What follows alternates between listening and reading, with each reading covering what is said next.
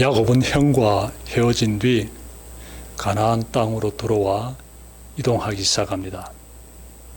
그러다가 세겜이라는 성에 이릅니다. 세겜은 땅이 비옥했으며 양쪽으로 산이 있어 방목을 하기에 지리적으로 괜찮은 곳입니다. 그래서인지 야곱은 이곳에 정착하려고 합니다. 그는 세겜성 앞에 있는 하몰의 아들들의 밭을 100크시타를 주고 삽니다. 크시타, 이것은 당시 화폐 단위가 되겠습니다. 그렇게 땅을 확보한 다음에 거기에 장막을 칩니다. 그는 그곳에 제단을 쌓고 이름을 엘 엘로헤 이스라엘이라고 짓습니다. 엘 엘로헤 이스라엘이라는 이 명칭 속에 담겨진 뜻은 하나님, 이스라엘의 하나님이 됩니다. 야곱이 세겜에 들어와 쌓은 제단은 평생에 처음으로 쌓은 제단인 동시에 가나안 땅에 들어와 처음으로 그가 쌓은 제단이 됩니다. 그는 지금까지 20년간 하란에서 사는 동안 하나님께 제단을 쌓지 못했습니다. 그는 세겜에 들어와 비로소 제단을 쌓음으로써 이제부터 이곳에서 하나님이 자신과 그리고 가족들과 함께 하시길 소원했을 것입니다. 야곱은 이제부터 고생 끝 행복 시작이 되길 간절히 바랬을 것입니다. 지금까지 마음에 큰 근심을 안고 살아왔었는데 이제는 형과의 관계도 원활하게 해결되었고 가나안 땅에 들어와 가족이 머물 수 있는 땅도 마련되었으므로 이제부터는 부디 삶이 평안하기를 원했을 것입니다. 그 마음으로 제단을 쌓았는데 삶은 그의 바람대로 흘러가지 못합니다. 예상치도 못한 큰 환란이 그를 기다리고 있었습니다. 사건은 야곱의 사랑스러운 딸 디나의 외출에서 시작됩니다. 디나는 세겜의 처녀들과 교제하려고 외출합니다. 그녀의 나이는 17살 정도로 추정됩니다. 당시 17살이면 결혼할 수 있는 나이입니다. 이렇게 되면 야곱이 세겜에 정착한 지 적어도 10년 세월이 흘렀음을 또한 우리가 예상할 수 있어요. 왜냐하면 야곱이 하란을 떠날 때 그때 디나의 나이가 7살로 대체로 보고 있습니다. 그래서 지금 디나의 나이가 17살 한창 결혼 정년기에 들어섰다라고 볼 수 있고요. 그러므로 가나안 땅에 들어온 지도 이제는 10년이 되었다라고 예상할 수 있습니다. 세겜성에 들어간 디나는 그곳 처녀들과 어울립니다. 이 장면을 추장인 세겜이 지켜봅니다.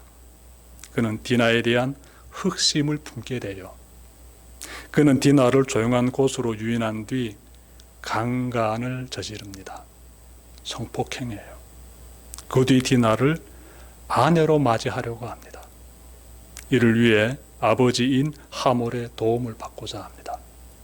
한편 야곱은 딸이 세겜에게 강간당했다는 소식을 듣고 일단 참습니다. 지금은 아들들이 들의 방목을 나갔기에 그들이 돌아올 때까지 참습니다. 누이 동생이 성폭행 당했다는 그 소식을 들은 오빠들은 한 걸음에 집으로 돌아옵니다. 충격적인 사건 앞에 누군가는 걱정하고 또 누군가는 분노해합니다. 이때 세겜성 추장인 세겜과 그의 아버지인 하몰이 야곱을 찾아옵니다. 하몰이 먼저 서두를 띱니다. 34장 8절부터 10절 말씀 찾아 읽겠습니다.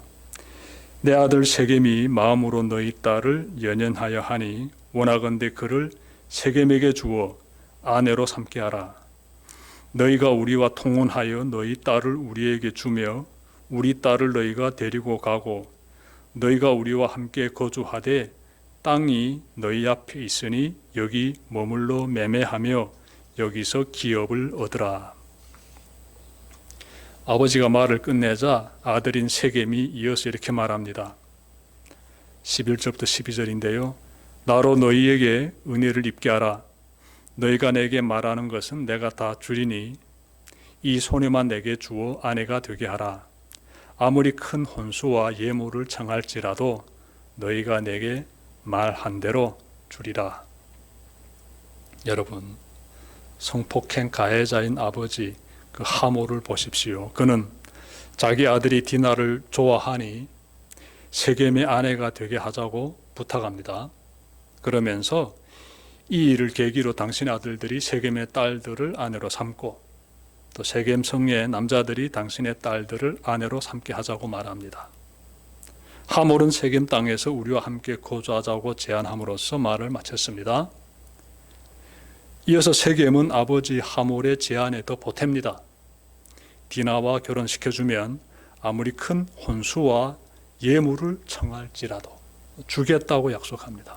이 말을 들은 야곱과 그의 아들들의 심정이 어땠을까요? 여러분이 한번 야곱이 되고 디나의 오빠들이 되어 보십시오. 저들의 말에 그렇게 합시다. 어차피 쏟아진 물이니 디나와 세겜이 결혼하고 우리는 앞으로도 쭉 여기서 거주하겠습니다라고 받아주겠습니까? 저 말을 들으면 분노가 사라지기는 고사하고 또 치솟게 됩니다. 왜냐하면 세겜과 그의 아버지 하몰은 단 한마디의 사과도 하지 않고 있습니다. 하몰은 자기 아들이 디나를 좋아한다는 감정을 어필하면서 이 성폭행으로 디나가 받은 치욕적인 상처에 대해서는 입도 번긋 하지 않고 있습니다. 그리고 성폭행 가해자인 세겜은 돈으로 문제를 해결하려고 합니다. 얼마면 되겠습니까? 라는 식으로 문제를 해결하려고 합니다. 그들은 디나가 겪은 고통에 대한 진심 어린 사과를 안 했으며 야곱의 가문의 명예를 실추시킨 점에 대한 진심 어린 사과도 안 했습니다. 그러니 피해자 가족의 입장에서는 분노가 치솟을 수밖에 없습니다. 하몰과 세겜의 말을 들은 야곱의 아들들은 분을 삼키며 한 가지 제안을 합니다. 우리는 할례를 받지 않은 사람에게 우리 누이를 줄 수 없습니다. 그런즉 세겜성의 모든 남자가 할례를 받으면 우리 딸을 당신에게 주며 당신의 딸을 우리가 데려오며 당신과 함께 거주하여 한 민족이 되겠다고 말합니다. 하몰과 그의 아들 세겜은 야곱의 아들들의 말을 듣고 선하게 받아들입니다. 좋게 받아들입니다. 그들은 성 안의 남자들을 설득하여 당일에 다 할례를 받게 합니다. 그러면 과연 야곱의 아들들은 세겜의 남자들이 할례를 받으면 자신들과 동등한 하나님의 백성으로 받아주려고 했을까요? 그렇지 않습니다.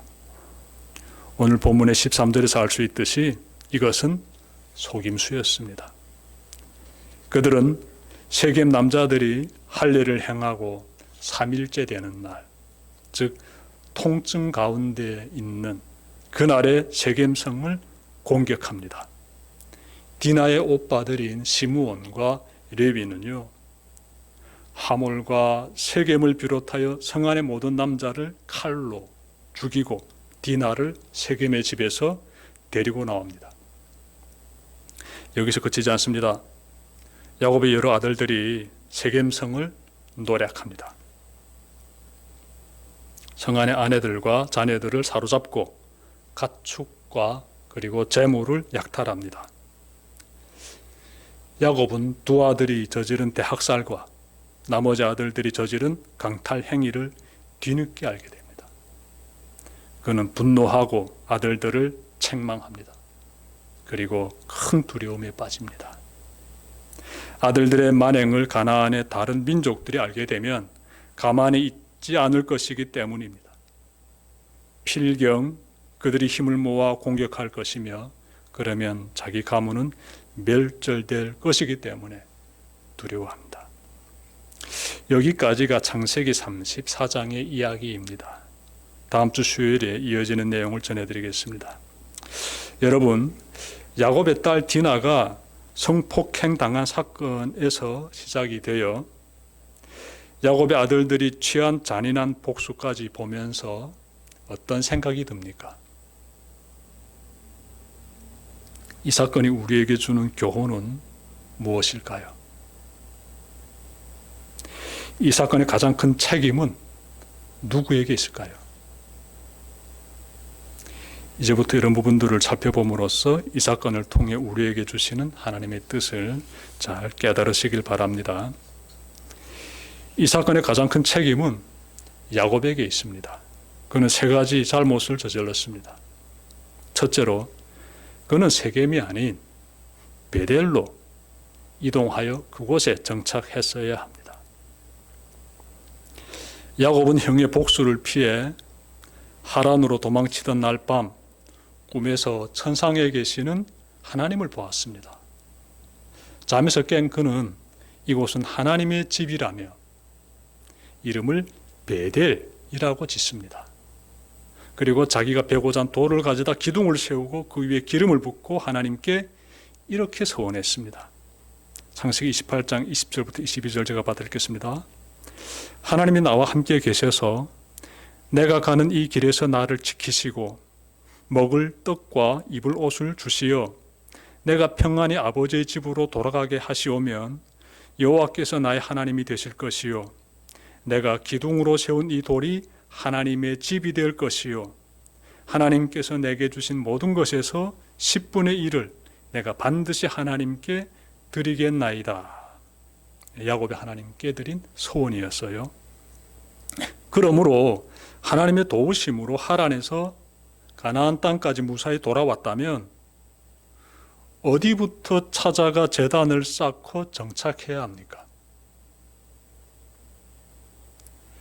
마땅히 기름이 진 그 옥토가 펼쳐진 그러한 세겜의 제단을 쌓고 머물 것이 아니라 거기서 좀 더 남쪽으로 내려가 베델에 제단을 쌓고 정착했어야 합니다. 그랬다면 디나가 세겜에게 성폭행 당하는 일은 발생할 수가 없습니다. 여러분, 세상의 풍요로움이 아무리 마음을 사로잡을지라도 우리는 하나님의 집에 거하기를 사모해야 합니다. 하나님을 예배하며 하나님 안에 거하는 길에 어려움이 있을지라도 그 길을 가는 것이 가장 지혜로운 선택이고 그 길이 하나님의 복을 받는 길입니다. 야곱이 두 번째로 저지른 잘못을 하게 되면은 우유부단하지 말았어야 합니다. 디나 성폭행 사건이 터지자 야곱은 우유부단하는 모습을 보였습니다. 그는 아버지로서의 명확한 대책을 세워야 하는데 그것을 못했습니다. 성경을 보면 당시 그가 간절히 하나님을 찾고 방안을 구했다는 내용이 어디에도 없습니다. 하몰과 세겜이 죄 용서를 구할 대신 물질을 제시하며 결혼 협상을 꺼낼 때 야곱은 아무 말도 하지 않았습니다. 그때라도 가해자들을 따끔히 꾸짖고 철저한 자백과 용서를 구하게 하였더라면 아들들이 할례라는 속임수를 쓰지 않았을 것이며 그러면 세겜성 대학살이라는 비극도 일어나지 않았을 것입니다. 거짓말로 사람들을 속이고 그들을 무참하게 학살한 시므온과 레위의 죄는 매우 심각합니다. 하지만 그때 하나님을 찾지 않고 하나님의 지혜를 구하지 않고 문제를 처리해야 되는데 우유부단한 이 야곱의 모습은 참으로 안타깝기만 합니다. 그가 그때 제대로 잘했다면 하나님께 기도드리면서 도움을 구했다면 정말 시므온과 레위가 저지른 이러한 비극적인 그러한 사악한 행위들은 사전에 막을 수 있었습니다. 여러분, 위기 앞에서 가장 먼저 하나님께 기도부터 드리길 바랍니다. 하나님의 지혜를 구해야 합니다. 하나님의 기뻐하신 뜻을 깨달아야 하며 그 방향으로 문제를 풀어가야 합니다. 야곱이 세 번째로 저지른 잘못은 그는 자녀 교육을 잘했어야 합니다. 야곱이 자녀 교육을 잘했다면 이런 비극은 일어날 수가 없습니다. 야곱은 자식들에게 할아버지로부터 내려오는 하나님을 믿고 따르는 신앙을 잘 가르쳐주지 못했습니다. 그러니 아들들의 삶에서 하나님의 의가 드러나지 않고 있는 것입니다. 야곱은 형이 자신을 용서해 준 그 사건을 자녀 교육 자료로 사용했어야 합니다. 그랬다면 아들들이 피해 복수를 하기 전에 용서에 대해 생각해 봤을 것입니다. 자녀 교육을 잘하지 못하면 얼마나 끔찍한 사건이 발생할 수 있는지를 오늘의 말씀을 통해 마음에 잘 새기시길 바랍니다. 우리는 자녀들을 늘 하나님의 말씀으로 가르쳐 줌으로써 그들이 선하고 의로운 삶을 살아가도록 인도해야 합니다.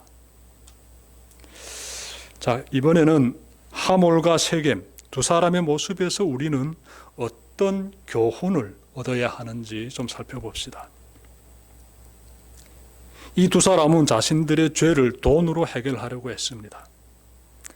그들은 자신들로 인해 디나와 그의 가족이 받은 상처가 얼마나 큰지를 굳이 헤아리려고 하지 않습니다. 그들은 죄책감의 무게를 느끼며 용서를 구하기보다는 재물로 문제를 해결하려고 했습니다. 이런 모습은 오늘날에도 발견됩니다. 2010년 말에 한국 사회를 들었다는 사건이 있었습니다. 회사 인수합병 과정에서 고용 승계 문제로 1인 시위를 하던 화물차 기사에게 재벌 2세가 야구 방망이로 10여 차례 때리고 주먹으로 구타하고 한 대당 100만 원씩이다 라며 맥값으로 돈을 던져준 사건입니다. 자신이 가한 폭행 범죄에 대해 사과할 대신 돈으로 해결하려는 재벌 2세의 태도에 사람들이 경악을 금치 못했습니다. 수천 년 전 하몰과 세겜이 한 천의 존엄을 완전히 무너뜨리고 성폭행 사건에서 사과 한마디 없이 돈으로 해결하려고 했던 모습이 오늘날에도 찾아볼 수 있어 씁쓸하기만 합니다. 하몰과 세겜이 그때 성폭행죄의 무게를 깨닫고 진심 어린 사과를 했다면 야곱의 아들들의 칼에 목숨을 잃는 비극은 일어나지 않았을 것입니다.